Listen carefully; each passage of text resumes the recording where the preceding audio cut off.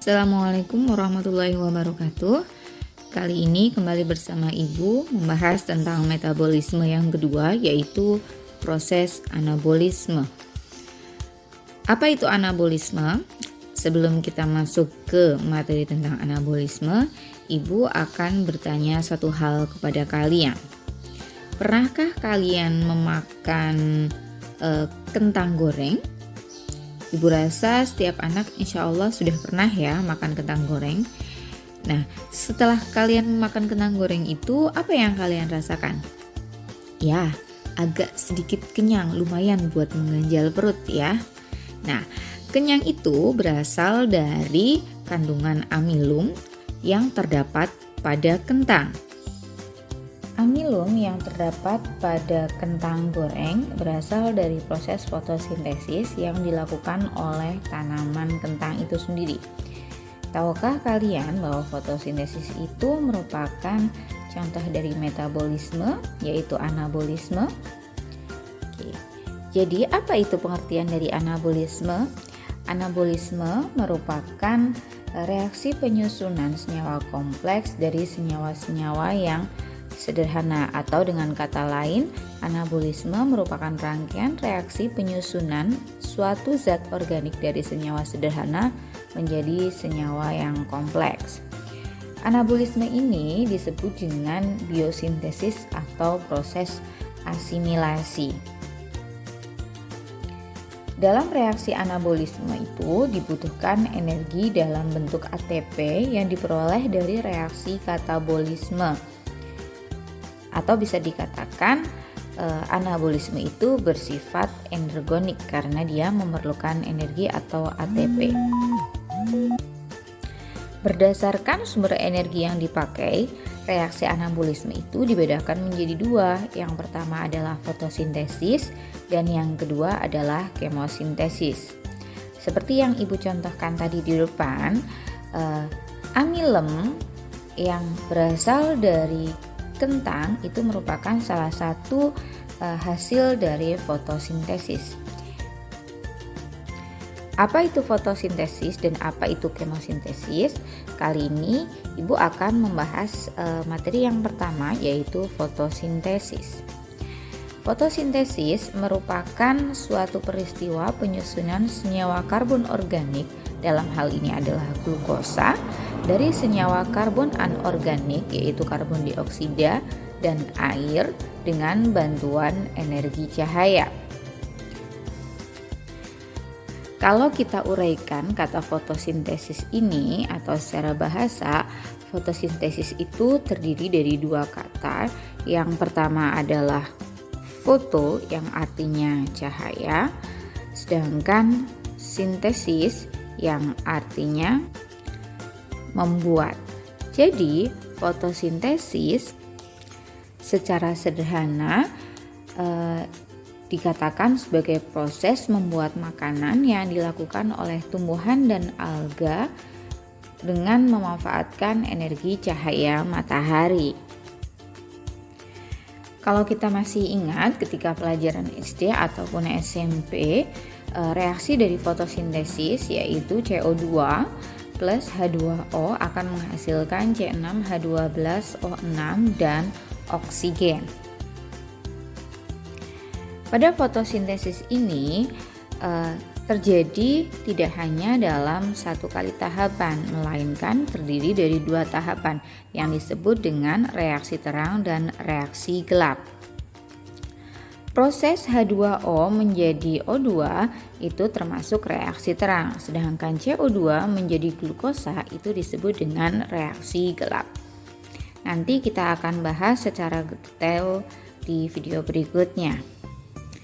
Dalam proses fotosintesis, kita tahu perlu bantuan cahaya matahari untuk prosesnya. Untuk itu kita harus mengetahui karakteristik cahaya yang seperti apakah yang bisa digunakan untuk proses fotosintesis. Nah, Yang pertama, sinar yang paling efektif untuk proses fotosintesis itu ada biasa disebut dengan klorofil A maupun klorofil B. Untuk klorofil A biasanya disebut dengan sinar merah. Dia memiliki panjang gelombang lebih dari 680 nanometer. Klorofil A sendiri itu berfungsi menyerap cahaya merah dan biru ungu. Karena klorofil A itu berwarna hijau, maka dia bersifat memantulkan cahaya berwarna hijau. Nah, untuk karakteristik yang kedua yaitu klorofil B atau sinar violet dan biru, dia memiliki panjang gelombang yang pendek yaitu antara 440 nanometer sampai 480 nanometer. Untuk klorofil B itu berbeda dengan klorofil A.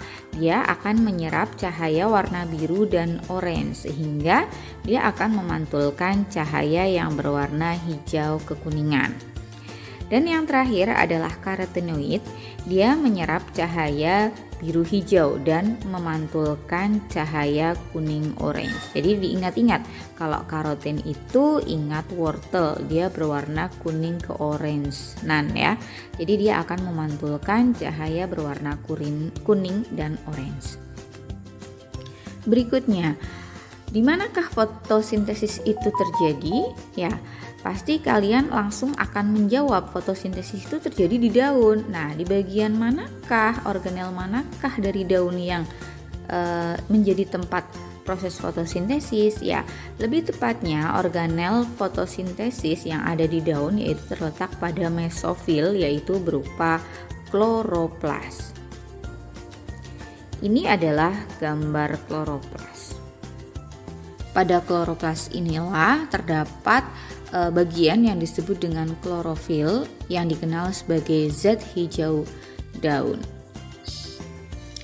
Untuk bagian kloroplas sendiri itu tersusun dari bagian luar yang disebut dengan membran luar. Selanjutnya di bagian dalamnya lagi yang disebut dengan membran dalam.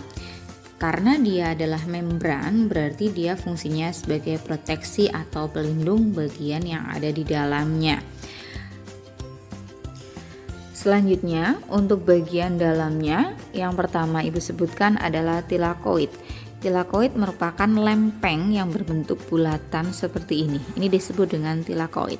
Sedangkan yang berikutnya yaitu grana. Grana adalah kumpulan dari tilakoid. Jadi kalau misalkan tilakoidnya ngumpul 4 atau 5 atau 3 lebih dari 1 itu disebut dengan grana atau granum.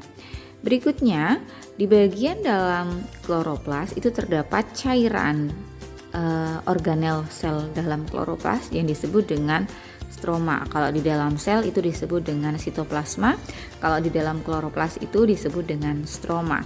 Berikutnya yang terakhir adalah lamela. Lamela itu adalah yang menghubungkan antara tilakoid. Sedangkan untuk lumen itu adalah bagian dalam yang berwarna kuning di sini yang terdapat di dalam tilakoid. Nah, di sini Ibu sudah jelaskan masing-masing dari bagian yang ada pada kloroplas. Untuk proses fotosintesis tadi kan terjadi dua reaksi, yaitu reaksi terang dan reaksi gelap. Tempat terjadinya reaksi terang terjadi pada membran tilakoid. Ibu ulangi. Untuk reaksi terang itu terjadi pada membran tilakoid, sedangkan untuk reaksi gelap itu terjadi pada stroma. Untuk klorofil A dan klorofil B atau pigmen-pigmen fotosintetik itu letaknya berada pada membran tilakoid. Pigmen penyerap cahaya yang tersusun atas klorofil A dan klorofil B itu akan membentuk kelompok-kelompok yang disebut dengan fotosistem. Nah, fotosistem sendiri itu ada dua macam, yaitu disebut dengan fotosistem 1 dan fotosistem 2. Fotosistem merupakan suatu satuan fungsional penangkap cahaya. Nah, satu fotosistem itu tersusun oleh 200 molekul klorofil. Untuk fotosistem 1 disebut juga dengan P700 karena sebagian besar itu tersusun atas klorofil A. Sedangkan fotosistem 2 itu disebut juga dengan P680 karena sebagian besar tersusun atas klorofil B. Selanjutnya kita masuk ke tahap fotosintesis. Seperti yang Ibu terangkan tadi, fotosintesis itu terjadi dari dua tahap, yaitu yang pertama adalah reaksi terang atau disebut dengan fotolisis, dan yang kedua adalah reaksi gelap. Untuk reaksi terang itu terjadi jika ada cahaya, letaknya atau tempatnya itu di granum atau di membran tilakoid. Itu sama ya, karena grana itu adalah kumpulan dari tilakoid. Nah, untuk hasil dari reaksi terang itu sendiri yaitu berupa ATP, NADPH2 dan oksigen. Nah, reaksi terang itu terjadi 3 reaksi. Yang pertama adalah fotofosforilisasi, yaitu sintesis ATP. Yang kedua adalah fotolisis air, yaitu pemecahan molekul-molekul air. Sedangkan yang ketiga adalah reduksi ion H+ menjadi NADPH2. Untuk prosesnya silahkan simak video yang ada di bawah ini. Jika diperbesar, membran tilakoid akan terlihat seperti gambar berikut. Pada membran tilakoid terdapat fotosistem yang merupakan seperangkat alat untuk menangkap foton atau cahaya matahari. Ada 2 jenis fotosistem, yaitu fotosistem 1 atau dikenal sebagai P700. Disebut dengan P700 karena mampu menyerap cahaya dengan panjang gelombang 700 nanometer. Dan terdapat juga fotosistem 2 atau yang dikenal sebagai P680. Disebut dengan P680 karena mampu menyerap cahaya dengan panjang gelombang 680 nanometer. Pada membran tilakoid ini juga terdapat pembawa elektron yang terdiri dari plastoquinon atau Pg, kompleks sitokrom atau CYT, plastosianin atau PC, dan ferredoxin atau Fd. Keempat komponen ini bertugas untuk membawa elektron. Selain itu, terdapat juga NADP reduktase yang akan membantu menghasilkan NADPH dan ATP sintase yang akan menghasilkan ATP. Pada reaksi terang terdapat 2 jalur aliran elektron, yaitu fotofosforilasi non-siklik dan fotofosforilasi siklik. Fotofosforilasi non-siklik melibatkan fotosistem 2 dan fotosistem 1, sedangkan untuk fotofosforilasi siklik hanya melibatkan fotosistem 1 saja. Kita mulai dari fotofosforilasi non-siklik terlebih dahulu. Energi foton yang berasal dari cahaya matahari akan diserap fotosistem 2 atau P680. Selanjutnya, energi foton dari cahaya akan memicu eksitasi elektron atau terlepasnya elektron dari P680 yang akan ditangkap oleh sektor primer. P680 akan mengalami kekosongan elektron yang menyebabkan fotolisis air, yaitu 2H2O akan diurai menjadi 2 ion hidrogen dan setengah atom oksigen dan 2 elektron. Nah, 2 elektron ini akan menuju P680 untuk mengisi kekosongan elektron agar tetap stabil. Oksigen akan dilepaskan ke udara, sedangkan hidrogen untuk sementara waktu tinggal di ruang tilakoid. Selanjutnya, elektron akan meninggalkan P680. Elektron ini akan dibawa oleh plastoquinon, sitokrom, dan plastosianin. Pada saat plastoquinon mengirim elektron ke sitrokrom, 4 ion hidrogen yang ada di stroma akan masuk melintasi membran tilakoid menuju ruang tilakoid, yang nantinya akan bergabung dengan ion H hasil dari fotolisis menuju ATP sintase. Pada saat melewati ATP sintase terjadi fotofosforilasi terhadap ADP dan P sehingga dihasilkan ATP. Ketika fotosistem 1 terkena cahaya, elektron yang ada di P700 ini juga akan tereksitasi menuju akseptor primer, sehingga keadaan fotosistem 1 tidak stabil. Untuk menstabilkannya, maka harus diisi kembali oleh elektron yang berasal dari P680. Maka elektron yang ada di plastoquinon akan menuju P700. Selanjutnya, elektron dari P700 akan menuju ferredoxin untuk ditransfer ke NADP reduktase. Elektron ini bersama dengan NADP+ dan ion H+ akan menjalani suatu reaksi sehingga membentuk NADPH. Dengan demikian, jalur non-siklik ini menghasilkan ATP dan NADPH.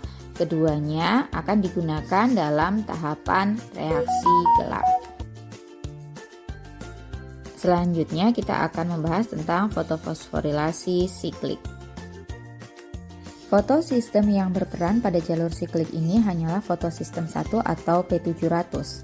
Reaksi pada fotofosforilasi siklik ini diawali ketika energi foton dari cahaya matahari ditangkap oleh P700 dan mengakibatkan eksitasi elektron.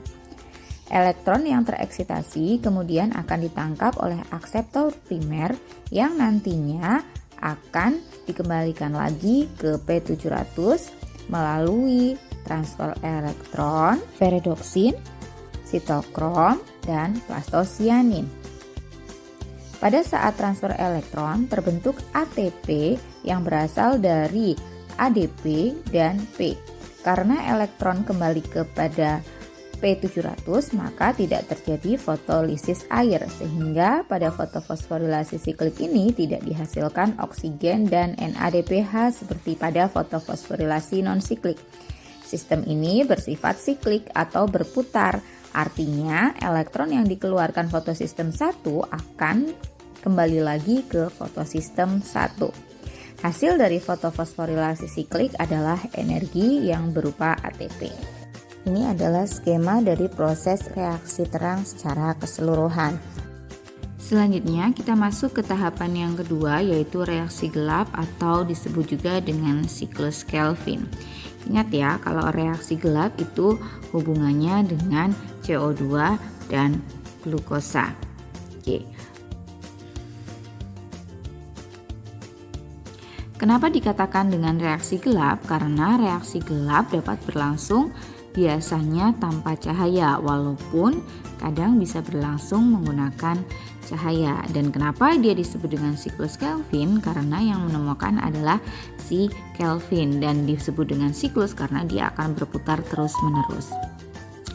Reaksi gelap ini terjadi di dalam bagian yang disebut dengan stroma atau cairan yang ada di dalam kloroplas.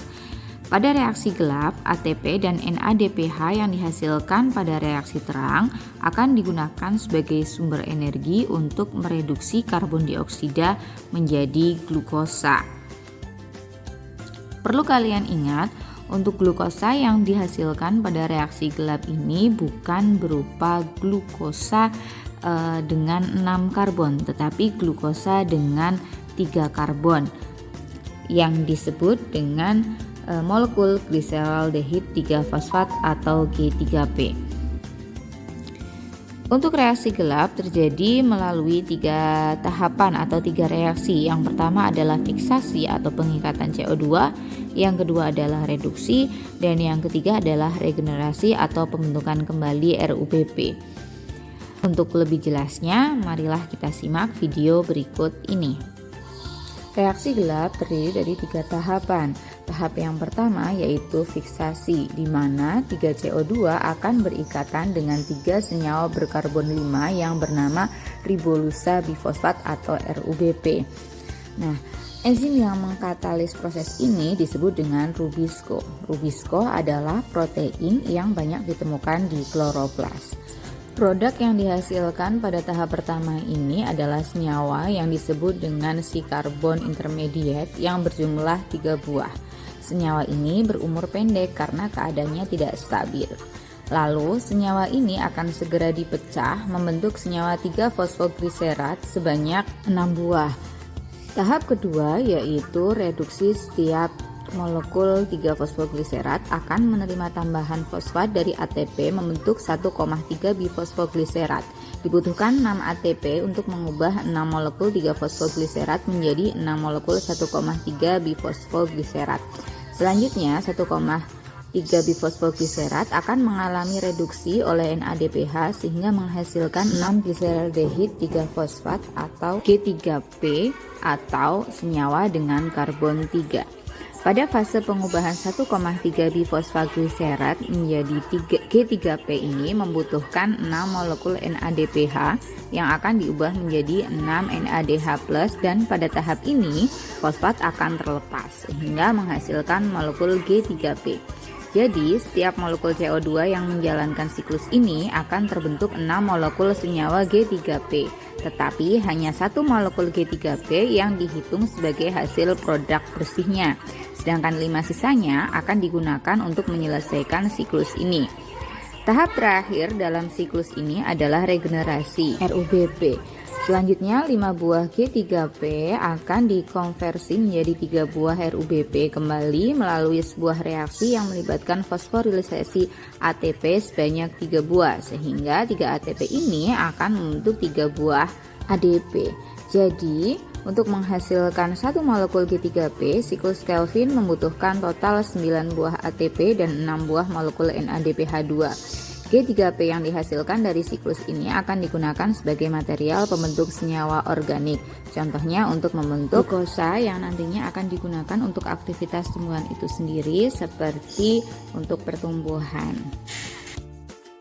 Selanjutnya kita akan membahas tentang faktor-faktor yang mempengaruhi fotosintesis.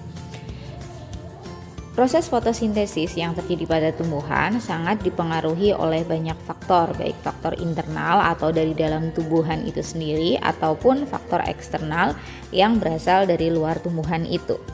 Faktor internal misalkan adalah faktor genetik, sedangkan faktor eksternal antara lain yaitu suhu, cahaya, air, karbon dioksida, dan mineral. Bagaimana faktor-faktor tersebut terhadap fotosintesis? Kita akan bahas satu persatu. Yang pertama adalah faktor genetik. Ini adalah faktor dari dalam ya. Sedangkan yang lain ini adalah faktor dari luar atau eksternal. Kita bahas yang pertama dulu yaitu faktor genetik. Faktor genetik atau keturunan itu sangat menentukan aktivitas fotosintesis suatu tumbuhan. Hal ini disebabkan kondisi genetik yang berbeda akan menyebabkan perbedaan fasilitas fotosintesis pada setiap tumbuhan. Ada tumbuhan yang memiliki kandungan klorofil yang sangat banyak sehingga nantinya aktivitas fotosintesisnya juga akan sangat baik. Begitu juga sebaliknya, ada tumbuhan yang kandungan klorofilnya sangat sedikit sehingga aktivitas untuk fotosintesisnya juga sangat rendah. Faktor yang kedua yaitu faktor suhu. Suhu kita ketahui bahwa untuk berlangsungnya proses fotosintesis diperlukan enzim-enzim. Nah, enzim ini dapat bekerja secara maksimal jika suhu lingkungannya optimum. Jika suhu di atas suhu optimum, maka laju fotosintesisnya akan berkurang karena aktivitas enzimnya itu semakin lambat. Demikian pula dengan sebaliknya. Berikutnya yang ketiga yaitu faktor eksternal cahaya. Untuk berlangsungnya fotosintesis pasti jelas sekali ya butuh cahaya karena cahaya ini digunakan sebagai sumber energi. Faktor cahaya yang penting ini adalah lamanya pencahayaan atau intensitas cahaya serta panjang gelombang cahaya itu sendiri. Makin lama pencahayaan, makin banyak aktivitas fotosintesis yang dapat dilakukan. Sedangkan makin tinggi intensitas cahayanya, makin cepat pula laju fotosintesis dari suatu tumbuhan. Dalam proses fotosintesis, dapatkah cahaya matahari digantikan oleh lampu? Coba, menurut kalian bagaimana? Ini PR ya buat kalian ya. Oke, berikutnya yang keempat adalah air. Reaksi yang terjadi di dalam fotosintesis adalah sintesis glukosa dari karbon dioksida.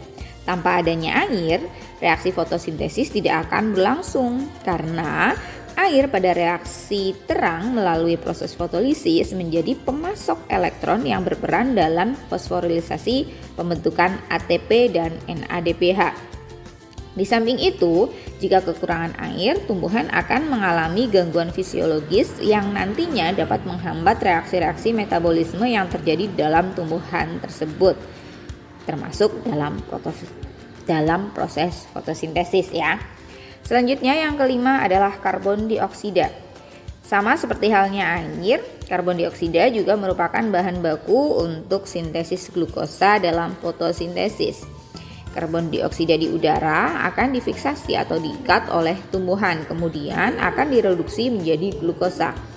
Jika ketersediaan karbon dioksida di udara sedikit, proses fotosintesis tentunya juga akan berlangsung dengan lambat.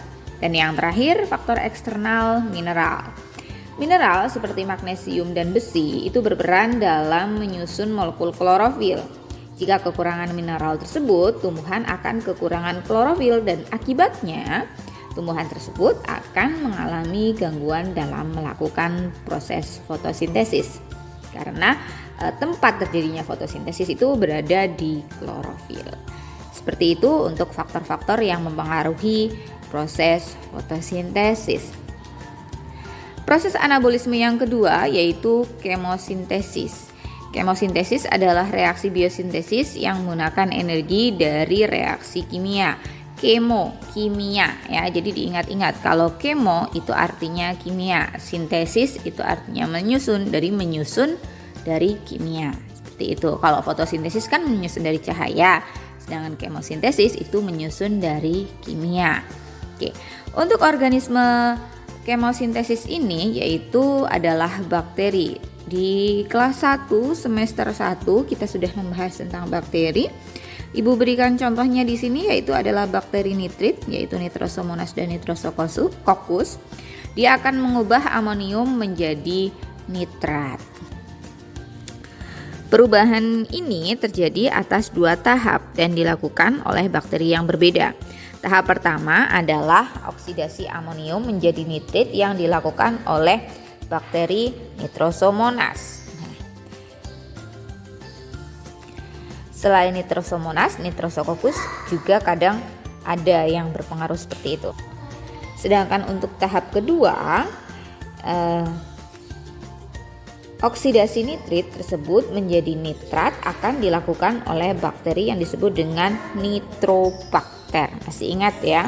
Jadi reaksinya itu 2NH4 ditambah 3O2 nanti akan dibentuk oleh Nitrosomonas menjadi 2NO2 plus 4H plus 2H2O. Nah selanjutnya proses kedua yaitu dilanjutkan oleh Nitrobacter dari 2NO2 plus O2 akan diubah menjadi 2NO3.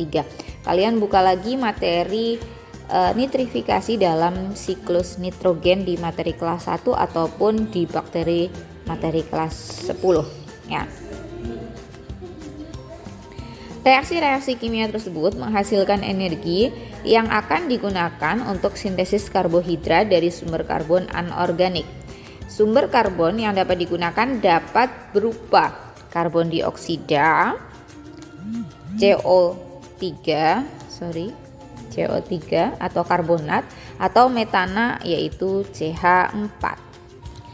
Selain bakteri nitrifikasi, ada pula juga contoh lain dari bakteri kemosintesis, yaitu bakteri yang dapat mengoksidasi sulfur, yaitu Thiobacillus thiooxidans. Bakteri ini dapat mengoksidasi sulfur atau belerang anorganik dan menghasilkan energi yang diperlukan untuk aktivitas hidupnya. Sementara itu, bakteri Thiobacillus thiooxidans mampu mengoksidasi besi. Jadi ya, ada beberapa contoh. Yang pertama adalah bakteri nitrit, yang kedua adalah bakteri sulfur, dan yang ketiga adalah bakteri pengoksidasi besi. Itu adalah contoh dari proses kemosintesis.